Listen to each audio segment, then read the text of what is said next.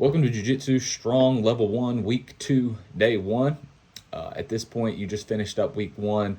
You really shouldn't be too sore. You shouldn't be too beat up unless you're really deconditioned. But Week 1 is kind of a break-in week, so it's kind of getting you used to all the movements. Like, you're kind of learning what weights you can hit on each movement.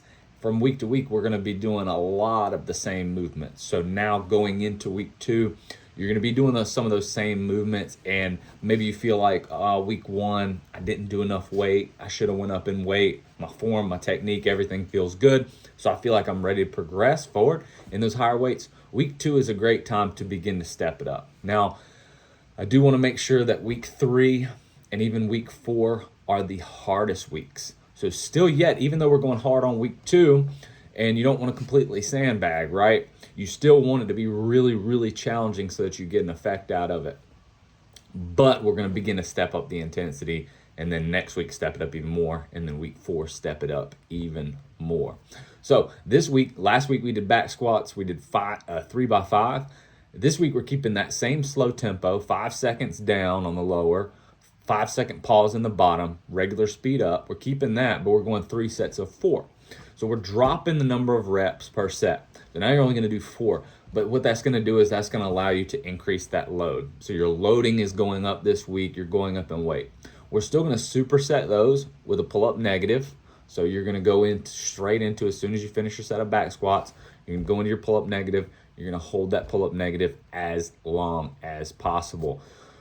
Last week, if you were able to hold, 50 seconds on a pull-up negative, that's a lot of time. You probably should use a weight vest and get yourself closer to that 20-30 second range. Try to progress each week on these pull-up negatives. So hopefully last week you used your journal, you wrote down the times that you did for your pull-up negatives, and let's try to beat those times this week. Try to beat the times every single set.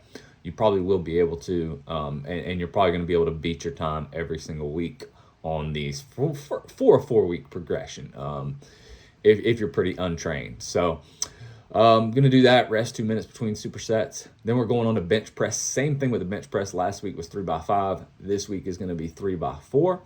And same thing, increasing the weight, all that. Same notes apply from the back squat, apply to the bench press. You're supersetting that with an arch hold, 3x30 seconds each set. If you can't hold for 30 seconds, do a max hold as long as you can. If 30 seconds is really easy, adjust your time, write your time down. We're going to progress in the amount of time each week. So if 30 seconds is way too easy for you, hey, hold longer, write that time down. Just make sure that you're progressing in the amount of time each week. And let's see, for our conditioning, this week we're going to 10 rounds, so we're upping the amount of rounds, but we're going at 15 seconds of near max effort. Now, 15 seconds, you're going to be able to hold a lot harder pace than we were able to hold in Week 1 for 20 seconds, right? That 5 seconds, when you're really going at like a max all-out pace, is going to really make a difference. So you're going 10 rounds of 15 seconds, near max effort, 45-second easy recovery pace, and then 30 seconds of actual rest. So that'll be 1 minute and 30 seconds per round, doing that for 10 rounds. So just keep your running clock, 15 seconds hard. You can do this on a bike, you can do this on a rower, you can do this you can run if you have to. Now, ideally, I would say this, that you stick to the same erg or the same machine that you used last week. Try to use the same one this week, if you can. If you're in a gym and you don't have access to it, somebody's using it and you can't, no big deal. But ideally, if you did Week 1 on the bike, you would do the entire 4 weeks on the bike, because we're going to keep progressing with the amount of rounds we do here and the time.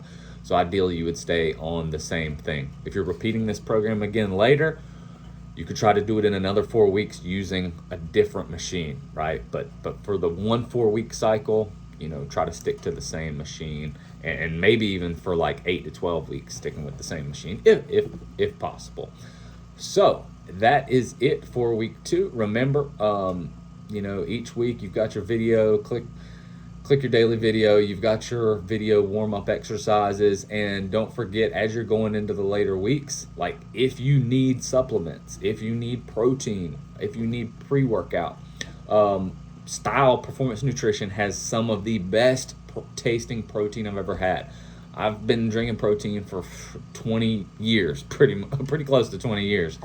And they've got the best tasting protein, cocoa marshmallow. Man, it tastes like you're eating a s'mores. I mean, it is drinking a s'mores.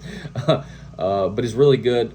Click my link. I've got a link on day 3 of every week. I've got a link there. You click that link, and then if you click that link and then you type in Jim John as your discount code. So when you get to the discount code page, type in Jim John, all caps, GYMJOHN.